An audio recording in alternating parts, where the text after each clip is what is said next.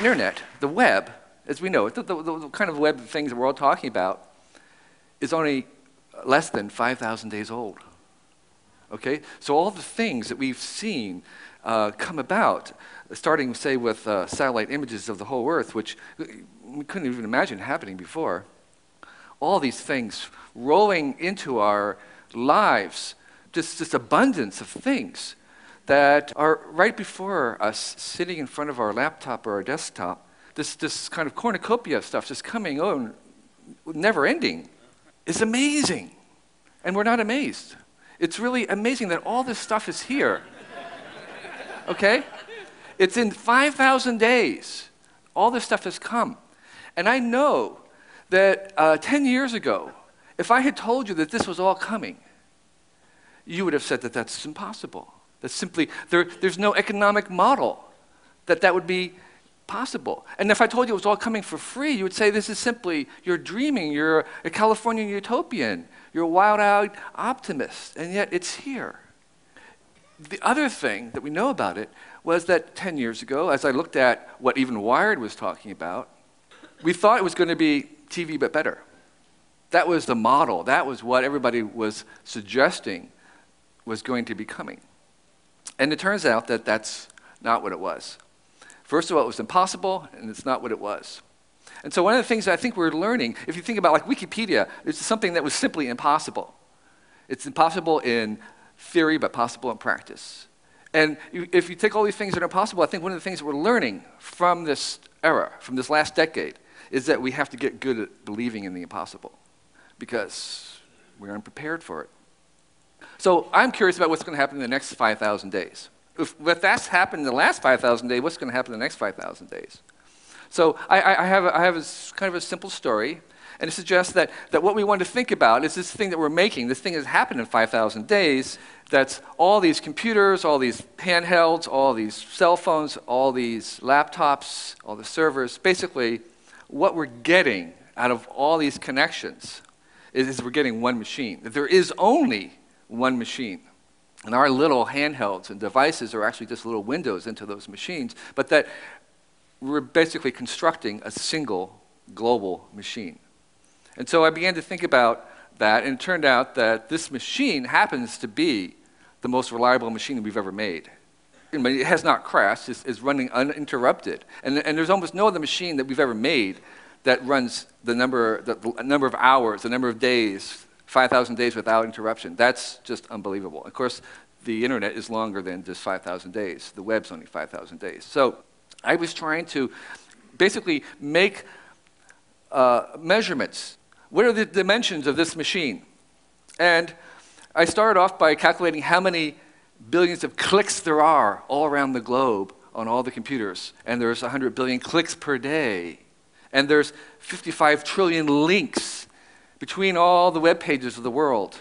And so I began thinking more about other kinds of dimensions, and I made a quick list, and it was Chris Jordan, the photographer, talking about numbers being so large that they're meaningless. Well, here's a list of them. They're hard to tell, but there's 1 billion PC chips on the internet. If you count all the chips and all the computers on the internet, there's 2 million emails per second. So it's a very big number. These are just a huge machine. It uses 5% of the global electricity on the planet. So here's the specifications, just as if you were to make up a spec sheet for it. 170 quadrillion transistors, 55 trillion links, emails running at 2 megahertz itself, 31 kilohertz text messaging, 246 exabyte storage. That's a big disk. That's a lot of storage, memory, 9 exabyte RAM, and it's the total traffic on this is running at 7 terabytes per second. Brewster was saying the Library of Congress was about 20 terabytes. So every second, half of the Library of Congress is swooshing around in this machine. It's a big machine. So I did something else. I figured out 100 billion clicks per day. 55 trillion links is almost the same as the number of synapses in your brain. A quadrillion transistors is almost the same as the number of neurons in your brain. So to a first approximation, we have these things, 20 petahertz synapse firings. Of course, the memory is just really huge. But to a first approximation, the size of this machine is the size in its complexity, so it is kind of to your brain. because, in fact, that's how your brain works in kind of the same way that the web is work. However, your brain isn't doubling every 2 years. So, if we say this machine right now that we've made is about 1 HB, 1 human brain, if we look at the rate that this is increasing, in 30 years from now, there'll be 6 billion HBs. So by the year 2040, the total processing of this machine will exceed the total processing power of humanity in raw bits and stuff. And this is, I think, where Ray Kurzweil and others get this little chart saying that we're going to cross. So what about that? Well, here's a couple things. I think I have three kind of general things I would like to say, three consequences of this. First, that we're basically what this machine is doing is embodying, we're giving it a body. And that's what we're going to do in the next 5,000 days. We're going to give this machine a body. And then the second thing is we're going to restructure its architecture. And thirdly, we're going to become completely codependent upon it. So let me go through those three things. First of all, we have all these things in our hands. We think they're all separate devices. But in fact, every screen in the world is looking into the one machine. These are all basically portals into that one machine. The second thing is that some people call this the cloud. And you're kind of touching the cloud with this. And so in some ways, all you really need is a cloud book. And the cloud book doesn't have any storage. It's wireless. It's always connected. There's many things about it. It becomes very simple. And basically what you're doing is you're just touching the machine. You're touching the cloud, and you're going to compute that way. So the machine is computing. And in some ways, it's sort of back to the kind of old idea of centralized computing. But everything, all the cameras and the microphones and the sensors and cars and everything is connected to this machine, and everything will go through the web. And we're seeing that already with, say, phones. Right now, phones don't go through the web, but they are beginning to, and they will. And if you imagine what, say, just as an example, what Google Lab has in terms of the experiments of Google Docs, Google Spreadsheets, blah, blah, blah, all these things are going to become web-based. They're going through the machine. And I'm suggesting that every bit will be owned by the web. Right now it's not. If you do spreadsheets and things at work, a Word document, they aren't on the web, but they are going to be. They're going to be part of this machine. They're going to speak the web language. They're going to talk to the machine. The web is, in some sense, is kind of like a black hole that's sucking up everything into it. And so everything will be part of the web. So every item, every artifact that we make will have embedded in it some little sliver of webness and connection, and it will be part of this machine. So our environment, kind of in the ubiquitous computing sense, their environment becomes the web. Everything is connected. Now, with RFDs and other things, whatever the technology is, it doesn't really matter.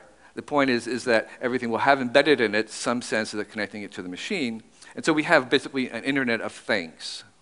So you begin to think of a shoe as a chip with heels and a car as a chip with wheels, because basically most of the cost of manufacturing cars is the embedded intelligence and electronics in it, not the materials. A lot of people think about the new economy as something that was going to be a disembodied, alternative virtual existence, and that they would have the old economy of atoms. But in fact, what the new economy really is the marriage of those two, where we embed the information and the digital nature of things into the material world. That's what we're looking forward to. That is where we're going. This union, this convergence of the atomic and the digital. And so one of the consequences of that, I believe, is that we have this sort of spectrum of media right now, TV, film, video, that basically becomes one media platform. And while there's many differences, that in some senses they will share more and more in common with each other. So the laws of media, such as the fact that copies have no value, the values in the uncopyable things, the immediacy, the authentication, the personalization, that media wants to be liquid, that's really what you really want. The reason why things are free is so that you can manipulate them, not so that they are free as in beer, but free as in freedom. And the network effects rule, meaning that the more you have, the more you get. The first fax machine, the person who bought the first fax machine was an idiot because there was nobody to fax to. But He or she became an evangelist, recruiting others to get the fax machines because it made their purchase more valuable. Those are the effects that we're going to see. Attention is a currency. So those laws are going to kind of spread throughout all media.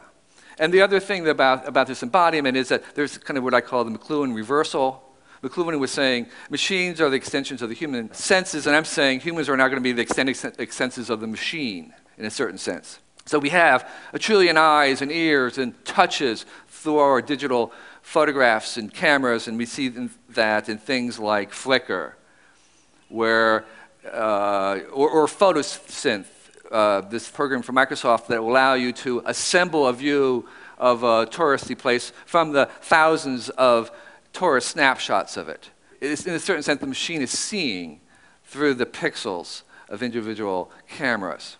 Now, the second thing that I want to talk about was this idea of restructuring, that what the web is doing is restructuring. And I have to warn you that what I'm going to talk about is I'm going to give my explanation of a term you're hearing, which is a semantic web. So first of all, the first stage that we've seen in computers of the internet was that it was going to link computers, and that's what we called the net. That was the internet of nets. And we saw that where you have all the computers of the world, and if you remember, it was a kind of a green screen with cursors, and there was not much to do. If you wanted to connect it, you connected from one computer to another computer. And what you had to do is, if you wanted to participate in this, you had to share packets of information. So you were forwarding on. You didn't have control. It wasn't like a telephone system where you had control of the line. You had to share packets. The second stage that we're in now is the idea of linking pages. So in the old one, if I wanted to go onto an airline web page, I went from my computer to an FTP site to another airline computer. Now we have pages. The unit has been resolved into pages. So one page links to another page. And if I want to go into book a flight, I go into the airline's flight page, the website of the airline, and I'm linking to that page. And what we're sharing were links. So you had to be kind of open with links. You couldn't deny, if someone wanted to link to you, you couldn't stop them. You had to participate in this idea of opening up your pages to be linked by anybody. So that's what we were doing. We're now entering to the third stage, which is what I'm talking about. And that is where we link the data. So I don't know what the name of this thing is. I'm calling it the one machine. But we're linking data. So we're going from machine to machine, to page, and now data to data. So the difference is that rather than linking from page to page, we're going to link from one idea on a page to another idea rather than to the other page. And so every idea is basically being supported, or every item, or every noun is being supported by the entire web. It's being resolved at the level of items or ideas or words, if you want. So this is physically coming out, again, into this idea that it's not just virtual, it's actually going out to things. So something will resolve down to the information about a particular person. So every person will have a unique ID, every item will have a something that will be very specific and will link to a specific representation of that idea or item. So now, in this new one, when I would link to it, I would link to my particular flight, my particular seat. And so, give me an example of this thing. I live in Pacifica. Rather than right now, Pacifica is just sort of a name on the web somewhere. The web doesn't know that that is actually a town, and that's a specific town that I live in, but that's what we're going to be talking about. It's going to link directly to, it will know. The web will be able to read itself and know that that actually is a place, and that whenever they sees that word Pacifica, it knows that it actually has a place, longitude, certain population. So here are some of the technical terms, all three-letter things that you'll see a lot more of. All these things are about enabling this idea of linking to the data. So here I'll give you one kind of an example. There's a gabillion social sites on the web. Each time you go to there, you have to tell it again who you are and all your friends are. Why should you be doing that? You should just do that once, and it should know who all your friends are. So that's what you want, is all your friends are identified, and you should just carry these relationships around. All this data about you should just be conveyed, and you should do it once, and that's all that should happen. And you should have all the networks of all the relationships between those pieces of data. That's what we're moving into, where it sort of knows these things down to that level. Semantic web, Web 3.0, giant global graph. We're kind of trying out what we want to call this thing. But what it's doing is it's sharing data. So you have to be open to having your data shared, which is a much bigger step than just sharing your web page or your computer. And all these things that are going to be on this are not just pages. They are things. Everything we described, every artifact or place will be a specific representation, will have a specific character that can be linked to directly. So we have this database of things. And so there's actually a fourth thing that we have not get to, we won't see in the next 10 years or 5,000 days, but I think that's where we're going to, and that is the Internet of Things, where I'm linking directly to the particular things of my seat on the plane, that physical thing becomes part of the web. And so we are in the middle of this thing that's completely linked down to every object in the little sliver of connection that it has. So the last thing I want to talk about is this idea that we're going to be codependent. It's always going to be there, and the closer it is, the better. If you allow Google to, it will tell you your search history, and I found out by looking at it that I search most at 11 o'clock in the morning. So I am open, and I'm being transparent to that, and I think total personalization in this new world will require total transparency. That is going to be the price. If you want to have total personalization, you have to be totally transparent. Google, I can't remember my phone number, I'll just ask Google. We're kind of so dependent on this that I have not gotten to the point where I don't even try to remember things, I'll just Google it. It's easier to do that. And we kind of object at first saying, oh, that's awful, but if we think about the dependency that we have on this other technology called the alphabet and writing, we're totally dependent on it. It's transformed culture. We cannot imagine ourselves without the alphabet and writing. And so in the same way, we're going to not imagine ourselves without this other machine being there. And what is happening, what this is some kind of AI, but it's not the AI in conscious AI, it's AI as being an expert. And Larry Page told me that that's what they're trying to do, and that's what they're trying to do. But when 6 billion humans are Googling, who's searching who? It goes both ways. So we are the web. That's what this thing is. We are going to be the machine. So the next 5,000 days, it's not going to be the web and only better. It's just like it wasn't TV and only better. It's not going to, the next 5,000 days is not just going to be the web, but only better. It's going to be something different. And I think it's going to be smarter. They'll have an intelligence in there that's not, again, conscious, but it'll anticipate what we're doing in a good sense. Secondly, it's become much more personalized. It will know us, and that's good. And again, the price of that will be transparency. And thirdly, it's going to become more ubiquitous in terms of filling our entire environment, and that we will be in the middle of it. And all these devices will be portals into that. So the single idea that I wanted to leave with you is that we have to begin to think about this as not just the web only better, but a new kind of stage in this development. It looks more global. If you take this whole thing, it is a very big machine, very reliable machine, more reliable than its parts. But we could also think about it as kind of a large organism. And so we might respond to it more as if this was a whole system, more as if this wasn't a large organism that we are going to be interacting with. It's a one, and I don't know what else to call it than the one. We'll have a better word for it, but there's a unity of some sort that's starting to emerge. And again, I don't want to talk about consciousness, I want to talk about just as if it was like a little bacteria or a Volvox, which is what that organism is. So, to do, action, takeaway. So, here's what I would say. There's only one machine, and the web is its OS. All screens look into the one. No bits will live outside the web. To share is to gain. Let the one read it. It's going to be machine readable. You want to make something that the machine can read. And the one is us. We are in the one. I appreciate your time. Wow.